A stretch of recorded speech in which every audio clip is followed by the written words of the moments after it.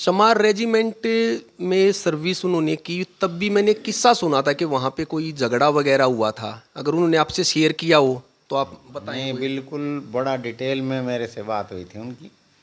वो आसाम में थी यूनिट उस टाइम, और आसाम में उन्होंने एक गुरु रविदास की मूर्ति लगा के एक टेम्परेरी अपना मंदिर बना रखा था टेंट के अंदर। अच्छा, अपने टेंट के ही अंदर? अपने नहीं, एक अलग टेंट बना के। अच्छा अच्छा। क्वार्टर मास्टर थे तो टेंटों की कोई कमी नहीं थी वहाँ।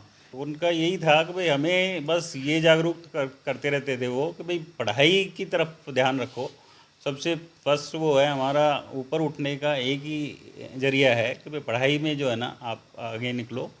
और उनको ये था समाज सुधारक का कि भाई जो है ना बच्चों को डिफरेंट वहाँ से लेके आते थे। हमारे नज़दीक एक हॉस्टल था, वहाँ रखते थे और सुबह सुबह उठ के उनको जगाते थे, भाई पढ़ाई करो तुम। संतोष कटारिया, इनकी सबसे बड़ी बेटी हूँ।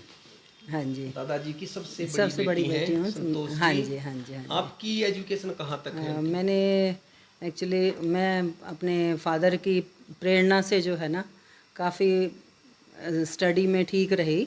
और मैं जिस टाइम पे मतलब लोग लड़कियों को ये कहते थे कि नहीं नहीं अब ये 16-17 साल की हो गई, इसकी मैरिज कर दो, तो फादर ने ये कहा कि नहीं, मैं अपनी बेटी को पढ़ाऊंगा। और इतनी अच्छी यूनिवर्सिटी में मैंने HAU हिसार से जो है मैंने BSc होम साइंस किया। और एक बात और मैं बताऊंगी कि मैं हरियाणा की सबसे पहली BSc होम साइंस थी, क्या बात है, फर्स्ट। बहुत बढ़िया। हाँ, और एक और चीज़ मैं बताऊंगी कि उसके बाद ना फिर मैंने MSc की। और फिर अपने जो महिला एवं बाल विकास विभाग है उसमें मैं पहले 83 में BSc होम साइंस के बाद सुपरवाइज़र के पद पे नियुक्त हुई। फिर 1991 में जो है मैं पहली डायरेक्ट महिला एवं बाल विकास परियोजना अधिकारी सेलेक्ट हुई इसी विभाग में। जिम्मेवारी है और हम कामना करते हैं कि वो उनका जल्द से जल्द चयन हो। आपके परिवार में तो पहले से ही एक का तो चयन। हाँ नहीं बिल्कुल नंबर पे हो इस परिवार में? मैं थर्ड नंबर पे। वैसे तो सिस्टर्स में बीच में हूँ। अच्छा, बीच में हो हाँ तो जी, इसका सिस्टर्स मतलब में सबसे सेकंड लाडली आप थी, कुछ भी लगा लो। क्योंकि होता है बीच वाला होता है। तो आप भी एक बार परिचय दे दो। हाँ जी, सब मैं जानेंगे। दमयंती। हाँ जी, और मैं WCD डिपार्टमेंट में सुपरवाइज़र की पोस्ट पे हूँ, अभी वर्किंग हूँ। हाँ जी। मैं साथी आपको बता दूं कि आंटी जी हाई लेवल की शिक्षित भी हैं, बढ़िया जॉब पे भी थी और बच्चे भी वेल सेटल्ड हैं। आंटी आप एक बार बताएं। हाँ जी, अभी मेरे पास कितने 2 बच्चे हैं। एक बेटा है राहुल नारवल, IAS है वो, और अभी म्यूनिसिपल कॉरपोरेशन में कमिश्नर की पोस्ट पे है। और दूसरे वाले? बेटी है वो BTech कर चुकी और वो सिविल सर्विसेज की वो भी तैयारी कर रही है अभी। साथियों मैं आपको बता दूं कि ये पूरा परिवार है ना, 1 अक्टूबर को जो विश्व के प्रथम चमार रेजिमेंट स्मारक का अनावरण किया गया तो ये पूरा परिवार वहाँ पे पहुँचा था। और पहली बार हम इनसे वहीं पे मिले थे, लेकिन समय कम होने के कारण ज़्यादा बातचीत नहीं हो पाई थी। आज वो अवसर फिर से हमें मिल गया कि हम इस परिवार से मिले हैं। तो जब आप वहाँ पे गए आंटी, कैसा महसूस हुआ? बहुत गर्व महसूस हो रहा था हमें कि हम एक फादर की उससे हम यहाँ पहुँचे हैं। कलीग थे सूरजभान देसोदिया, हमारे यहाँ डिपार्टमेंट में एक सीनियर कलीग थे हमारे। वो एक मतलब भगत, अंध भगत जिसको कहते हैं ना, ब्लाइंड फॉलोअर्स वो बाबू जी के। तो उन्होंने मेरे को, मैंने बाबू जी से तो नहीं मिला क्यों, इस परिवार से मैं बाद में जुड़ा। उस टाइम बाबू जी गुजर गए थे। तो दिनेश जी और मंजीत जी, सबसे पहले तो मैं आप लोगों को बधाई दूंगी कि जिस तरह के मिशन पे आप निकले हैं, समाज में जागृति फैला रहे हैं, उसके लिए मैं दिल से धन्यवाद देती हूँ और चाहती हूँ कि आप आगे काफ़ी कामयाबी हासिल करें इसमें और देश को जागरूक बनाएं। तो मैं एक्चुअली बहुत ब्लेस्ड हूँ, और क्योंकि मैं इस परिवार के साथ जुड़ी हूँ। और जिस तरह से आप तो जानते हैं कि इस परिवार में बेटियों को जिस तरह से रखा जाता है, तो ये बेटी और बहू आप आइडेंटिफाई नहीं कर सकेंगे जब हम खड़े होते हैं कि कौन बेटी है और कौन बहू है।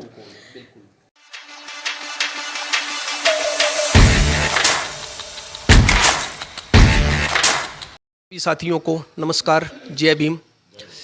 अभी हम पहुँचे हैं चमार रेजिमेंट से जुड़े हुए एक अन्य परिवार के पास। बहु अकबरपुर बेसिकली इनका गांव था और नाम था चंदन सिंह जी। चौधरी चंदन सिंह जी रोहतक जिले के बहु अकबरपुर गांव के रहने वाले थे। फिलहाल इनका जो परिवार है वो रोहतक में रहता है। तो आज हम मुलाकात करवाएंगे इनके परिवार से आपकी, और परिवार ही विस्तार से बताएगा चौधरी चंदन सिंह जी के बारे में। तो सबसे पहले हम बात करते हैं उनके बड़े बेटे से। सर नमस्कार, कैसे हैं आप? नमस्कार जी, बिल्कुल ठीक हैं। आज सबसे पहले तो आपको जन्मदिवस की बधाई हो, आपका जन्मदिन है। बहुत बहुत धन्यवाद। तो अब आप बताएं हमें दादाजी के बारे में, कैसा उनका व्यक्तित्व था? देखो, फादर थे हमारे और बहुत ही सोशल वर्कर थे वो एक किस्म से। और उन्होंने, मैं बचपन से देखता था, जितनी नौकरी की सब में वो ऑनेस्टी उनमें भरा हुआ था कूट कूट के। और उनको एक दफ़ा जो नौकरी मिली थी बिल्डिंग इंस्पेक्टर दिल्ली, वो पॉलिटिकली वो बना दिए थे, पढ़े लिखे कम होते थे उन दिनों, तो उनको वो ऑफ़र करी, वो वहाँ गए। 1 महीने 1.5 महीने वहाँ नौकरी की और वापस आ गए छोड़ के। क्या हो गया, क्योंकि मैंने कमरा ले रखा था किराए पे। लोग इतने थे कि चेक छोड़ जाते थे पैसे का, वो मेरे से रास नहीं आया। पैसे देते थे यूँ कि मैं ऑनेस्टी से वापस आ गया। उसके बाद फिर पुलिस में गए वो। अच्छा। पुलिस में एसआई भर्ती हुए। वो पंजाब में, पंजाब सेंटर था वहाँ पे, पुलिस ट्रेनिंग सेंटर, गांव मेरे को याद नहीं आ रहा। इकट्ठा ही होगा तब तो शायद। हाँ, सब इकट्ठा ही था। तो वहाँ जब वो ट्रेनिंग में गए तो वहाँ 1 महीना रुके होंगे, वहाँ से वापस आ गए, क्योंकि वहाँ तो गालियाँ सिखाते थे दोनों के। मेरे बस की बात नहीं है गाली देने। वापस आ गए। फिर वो रेलवे में नौकरी किया। रेलवे में रोहतक में रहे, आसपास स्टेशन पे रेस्ट की। और उसके बाद वो finally social education and panchayat social education officer वो हुए, वहाँ वो रहे। और बीडीओ और डिप्टी डायरेक्टर जाके लास्ट में जींद से रिटायर हुए थे। जींद से। चमार रेजिमेंट में सर्विस उन्होंने की, तब भी मैंने किस्सा सुना था कि वहाँ पे कोई झगड़ा वगैरह हुआ था। अगर उन्होंने आपसे शेयर किया हो तो आप बताएं। नहीं, बिल्कुल बड़ा डिटेल में मेरे से बात हुई थी उनकी।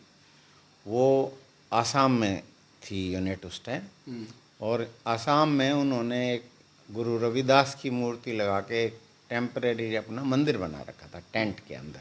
अच्छा, अपने टेंट के ही अंदर? अपने नहीं, एक अलग टेंट बना के। अच्छा। क्वार्टर मास्टर थे तो टेंटों की कोई कमी नहीं थी वहाँ। एक टेंट, खाली टेंट, उसमें जो है रविदास की मूर्ति रख के वहाँ वो जितने भी थे, सुबह शाम जब भी टाइम मिलता था वहाँ आरती वारती जो करते थे, रविदास जी की पूजा। तो जब वो एक ऑफिसर उनका आया यूनिट से, वो उसने ये आई वो इंस्पेक्शन के लिए आए थे, वो देखा मूर्ति, उन्होंने उसको ठोकर मार दी। अच्छा। क्योंकि ये क्या मजाक बना रखा है। उसके बाद जो उनका पूरा ग्रुप था, पूरे यूनिट तो थी, पर जो अच्छे एक विचार वाले लोग थे, वो इकट्ठे होकर उनको डिसाइड किया कि भाई इसको जो है ना ठीक नहीं है, इसने जो बहुत गलत काम किया, गुरुजी की बेइज्जती की है, और इसको हमने ख़त्म करना है। अच्छा, प्लान बना लिया? प्लान बना ली, और ऐसे नहीं करना है, ड्यूटी पे ख़त्म करना, ताकि हमारे को वो भी ना हो। तो वो ड्यूटी पे ख़त्म करने के लिए उन्होंने सोचा, पर जोश बहुत था इनमें। लोग शाम को बैठ के जैसे डिस्कस करते थे, भी ये तो बहुत बुरी बात हुई, गुरुजी को लात मारी।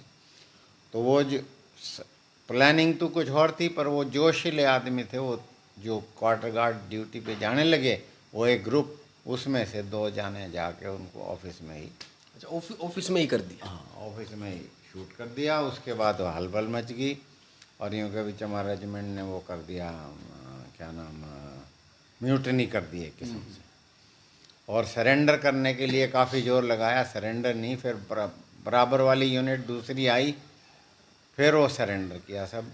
और उसके बाद वो इकट्ठे रहते थे, प्लानिंग करते थे कि भी कैसे करेंगे। उनके खिलाफ़ केस दर्ज हो गए, मतलब ऑफिशियली, और वो एक किस्म से वो हो गए, क्या नाम, अंडर अरेस्ट हो गए एक किस्म से। 15-20 जितने भी ये थे, सब जितने भी इन्वॉल्व थे। और उसके बाद फिर वो चलता रहा, और फिर उसके बाद वो डिसबैंड कर दी थी यूनिट, और सबको घर भेज दिया था। एक दो जनों को जो वो वहीं रखा था, जो ज़्यादा स्वेयर पनिशमेंट जिसको दी थी, स्पेशली जो डायरेक्टली इन्वॉल्व थे वो। दादाजी जब ये रेजिमेंट रद्द कर दी गई उसके बाद आए थे या बीच में आ गए? उसके बाद जो है यहाँ आए, वो डिस्चार्ज सर्टिफिकेट उनका सब है, डिस्चार्ज कर दिए थे।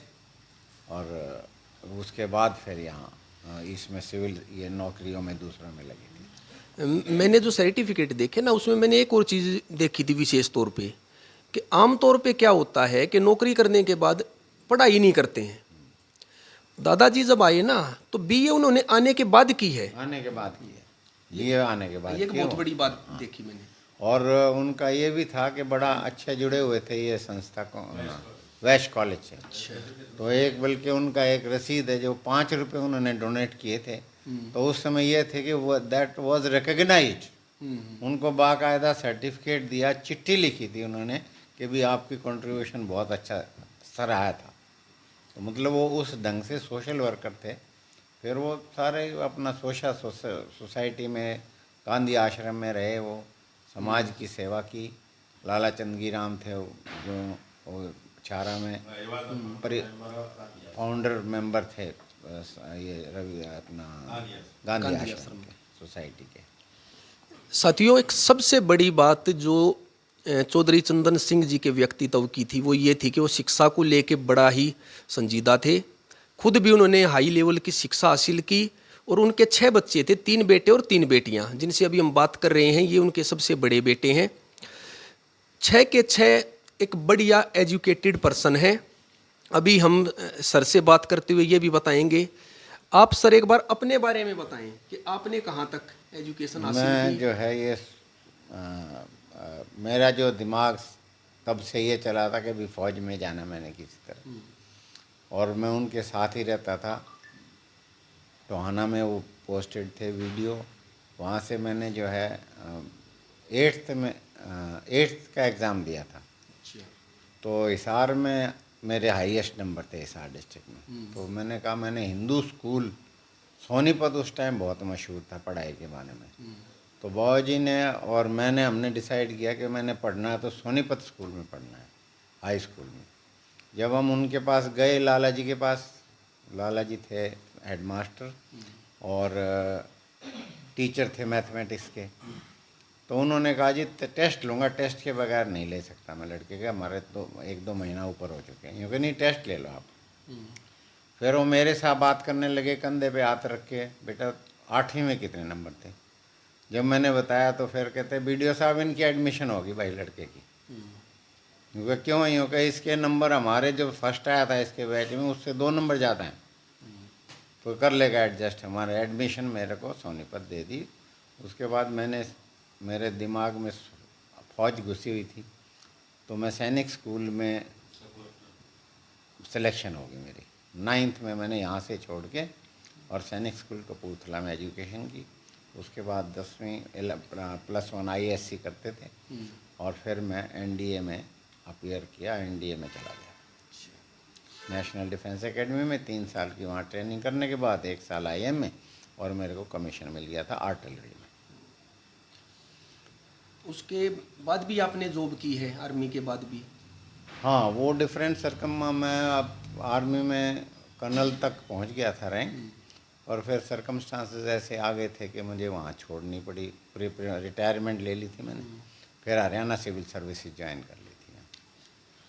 सतनाम जी मुझे बता रहे थे कि आप अपना जो समाज है, अपनी कम्युनिटी के पहले कमांडिंग ऑफिसर थे हरियाणा से।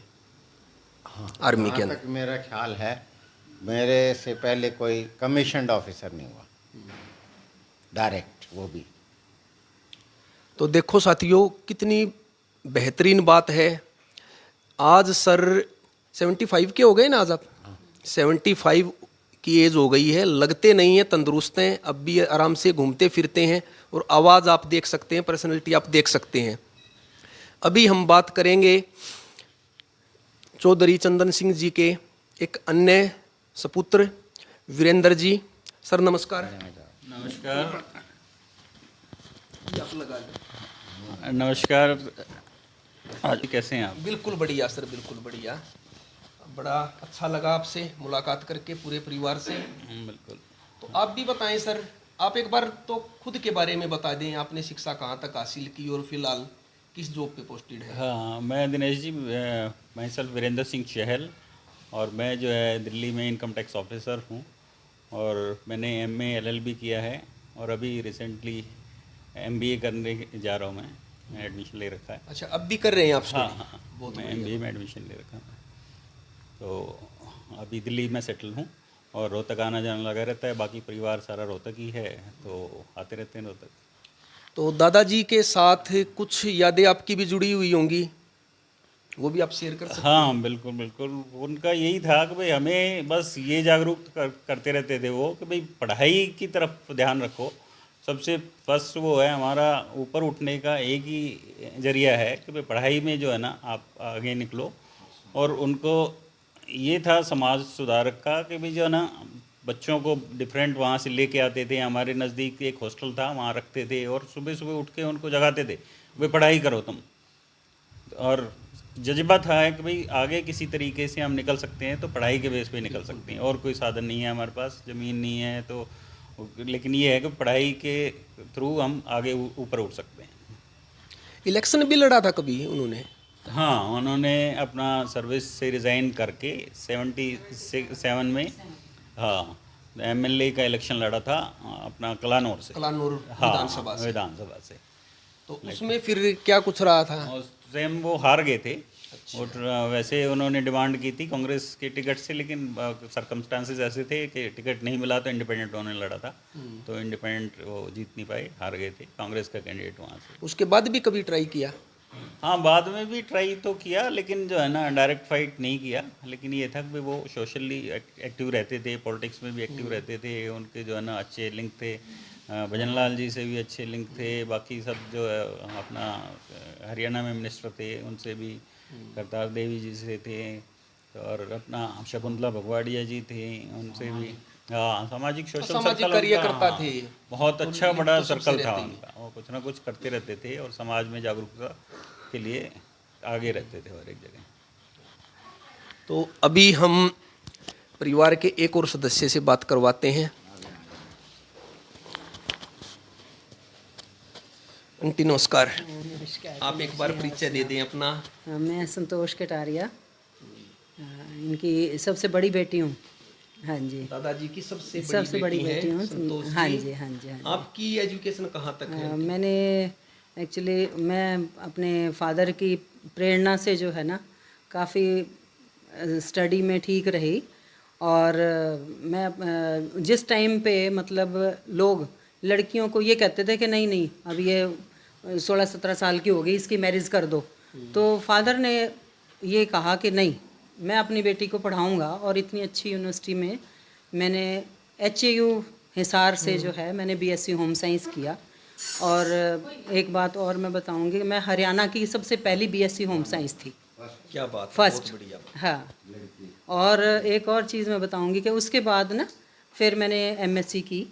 और फिर अपने जो महिला एवं बाल विकास विभाग है उसमें मैं पहले 83 में BSc होम साइंस के बाद सुपरवाइज़र के पद पे नियुक्त हुई।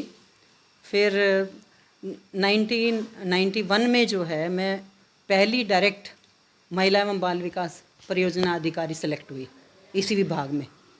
मतलब जो डायरेक्ट प्रमोशन से तो पहले आई हैं 2-3, लेकिन डायरेक्ट सेलेक्ट होने वाली मैं अकेली थी, पहली थी। सबसे बढ़िया बात मुझे चौधरी चंदन सिंह जी के बारे में ये भी लगी कि बेटों को हर कोई पढ़ाता था, लेकिन उन्होंने बेटों और बेटियों में कोई फर्क नहीं समझा। जितना बेटों को पढ़ाया उससे कहीं ज़्यादा बेटियों को भी पढ़ाया। अभी भी आप ऑन जॉब है? नहीं, मैं रिटायर हो चुकी हैं? हाँ, 1918 में रिटायर होगी, 2018 में। बच्चे कितने इसे हैं? मैं डिस्ट्रिक्ट प्रोग्राम ऑफिसर के पद से रिटायर हुई। बच्चे 2 हैं, एक बेटी है एक बेटा है। वो क्या कर रहे हैं? तो बेटी मेरी PhD इसमें PGT लगी हुई है, स्कूल में लेक्चरर, ये इधर मटिंडू गांव में, वो ब्याही हुई है। अच्छा, और मैरिड है वो। हाँ, दामाद भी अपने प्राइवेट उसका बिजनेस है। और भाई जो है प्राइवेट जॉब करता है, उधर प्राइवेट कंपनी में लगा हुआ है, HR मैनेजर है गुड़गांव में।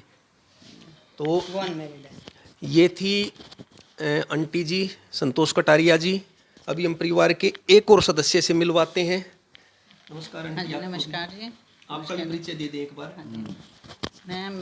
मेरा नाम अंजू है और मैं उनके चंदन सिंह जी की सबसे छोटी बेटी हूँ। सबसे छोटी आप हैं। हाँ जी। आपकी एजुकेशन मैंने एमए एमएड किया है। फिलहाल क्या कर रही है? नहीं, अभी कुछ नहीं कर रही मैं। अच्छा, हाउसवाइफ हैं। हाउस वाइफ हूँ मैं। बच्चे कितने हैं? मेरे 2 बच्चे हैं, एक बेटी है एक बेटा है। हाँ जी, बेटा डॉक्टर है और बेटी ने एमटेक की है, वो सिविल सर्विस की तैयारी कर चलो, ये भी एक बहुत बड़ी जिम्मेवारी है नहीं, बिल्कुल और हम हमारे कामना करते हैं कि वो उनका जल्द से जल्द चयन हो। आपके परिवार में तो पहले से ही एक का तो चयन। हाँ नहीं, बिल्कुल लेता है। तो बस बच्चों को वही मोटिवेशन मिला हुआ बिल्कुल है। बिल्कुल बिल्कुल। लो, मैं यहीं पे आ जाऊंगा। घुमा आप इधर आ जाओ, थोड़ा सा आप इधर आ। आंटी नमस्कार। नमस्कार। कैसे हो? बढ़िया। आप कौन से नंबर पे हो इस परिवार में? मैं 3rd नंबर पे थर्ड नंबर पे। वैसे तो सिस्टर्स में बीच में हूँ। अच्छा, बीच में हो हाँ तो जी, इसका सिस्टर्स मतलब में सबसे second नंबर। लाडली आप थी, कुछ भी लगा लो। क्योंकि होता है बीच वाला होता है। तो आप भी एक बार परिचय दे दो। हाँ जी, सब जानेंगे। मैं दमयंती।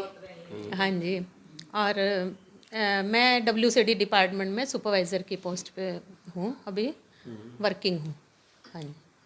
मैं साथी आपको बता दूं कि आंटी जी हाई लेवल की शिक्षित भी हैं, बढ़िया जॉब पे भी थी और बच्चे भी वेल सेटल्ड हैं। आंटी आप एक बार बताएं। हाँ जी, अभी मेरे पास कितने 2 बच्चे हैं। एक बेटा है, राहुल नारवल, IAS है वो, और अभी म्यूनिसिपल कॉरपोरेशन में कमिश्नर की पोस्ट पे है। और दूसरे वाले? बेटी है, वो बीटेक कर चुकी और वो सिविल सर्विसेज की वो भी तैयारी कर रही है अभी। साथियों, मैं आपको बता दूं कि ये पूरा परिवार है ना, 1 अक्टूबर को जो विश्व के प्रथम चमार रेजिमेंट स्मारक का अनावरण किया गया, तो ये पूरा परिवार वहाँ पे पहुँचा था और पहली बार हम इनसे वहीं पे मिले थे, लेकिन समय कम होने के कारण ज़्यादा बातचीत नहीं हो पाई थी। आज वो अवसर फिर से हमें मिल गया कि हम इस परिवार से मिले हैं। तो जब आप वहाँ पे गए आंटी, कैसा महसूस हुआ आपको? बहुत गर्व महसूस हो रहा था हमें कि हम एक फादर की उससे हम यहाँ पहुँचे हैं। वहाँ पे देखिए, जब हमने 4-5 परिवारों का हमें पता था, आपसे भी हमारा संपर्क हुआ, 200-250 परिवार और भी मिले और अब भी निरंतर हमें मिल रहे हैं। तो जब आप वहाँ पे पहुँचे, वहाँ पे 5 या 6 ऐसी हमारी बुजुर्ग दादी जी भी थी जिनके पति चमार रेजिमेंट में थे। शायद आप भी पहली बार मिले होगे हाँ जी, उनसे। बिल्कुल उनसे फर्स्ट टाइम ही मिले क्योंकि थे।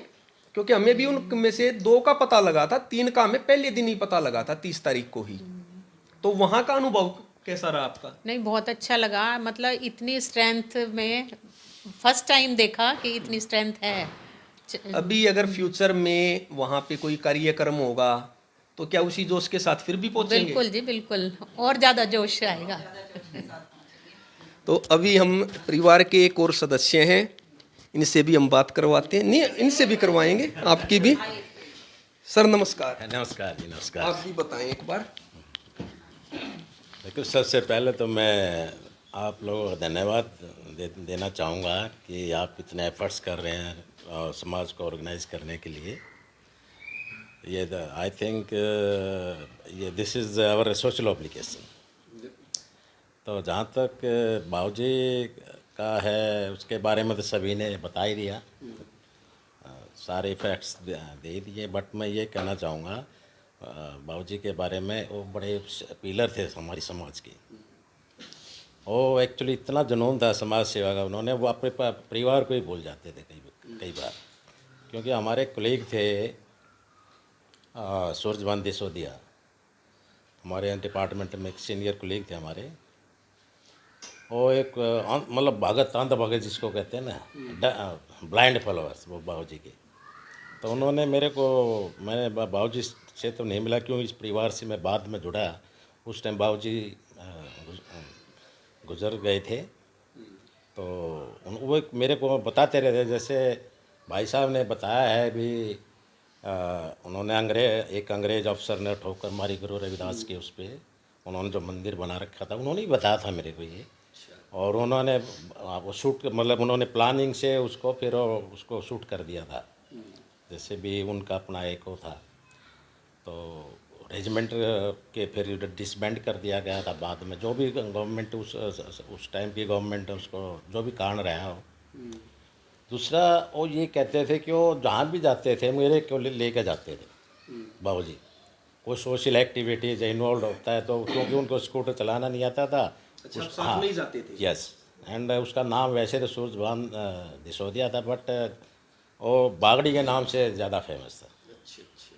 तो उन्होंने बोला चलो भाई बागड़ी वहाँ चलते। वो बड़ा मतलब जब भी है वो खाना खा रहा था उसको भी छोड़ के उनके साथ चला जाता था। वो उसी में पड़ा था ना। और वो कई बार ये कहता बाबूजी इतने भूल जाते थे, समाज एक्टिव जितने भी होते थे भी, कहीं कहीं झगड़ा है, कहीं सोशल सेटलमेंट करवानी है, तो कई बार हम लेट हो जाते थे, आधी रात को हो जाते, वहीं सो जाते थे। परिवार उन दिनों कम्युनिकेशन का इतना साधन नहीं था और परिवार को बता भी नहीं पाते थे। तो पता भी नहीं लगता था हाँ, तो परिवार बस को कहाँ ठीक पे है। तो मेरे परिवार को भी आदत हो गई थी चलो बाबूजी किसी सोशल एक्टिविटीज़ में बिजी होंगे। जहाँ तक मैंने वैसे मैं 2 बार मिला बाबूजी से, जब मैं स्टूडेंट था उस टाइम कॉलेज में। एक बार जो हमारे कुछ क्लासमेट्स थे वह गांधी आश्रम के वहाँ रहते थे, तो उनके साथ गया था मैं। तो एक जनरल बॉडी की मीटिंग थी, तो वो उन्होंने काफ़ी जैसे भी कोई भी टॉपिक्स पे डिबेट्स होती रहती हैं, काफ़ी उल्ला झगड़ा हो गया। तो बाबूजी उस टाइम उठे और उन्होंने एक ही बात कही थी, जहाँ तक डिफरेंट ओपिनियन है वो डिफरेंट ओपिनियन होती है, उस पर चलता रहेगा, but as for the I made Christ are concern we are one. हम इस पे ही कहेंगे, बाकी डिफरेंट जिसके व्यूज़ हैं जिसमें विश्वास करते रहिए। तो दूसरा उस टाइम मिला था, एक बार हॉस्पिटलाइज्ड हो गए थे हॉस्पिटल में। तो ओवरऑल ये है कि बाबूजी बहुत ही एक सोशल फिगर थे, एक सोशल स्तंभ थे उस टाइम, और उन्होंने बड़ा हर एक्टिविटीज़ में भाग लेते थे, जहाँ भी डिस्प्यूट्स होते थे उसको सेटल करवाते थे।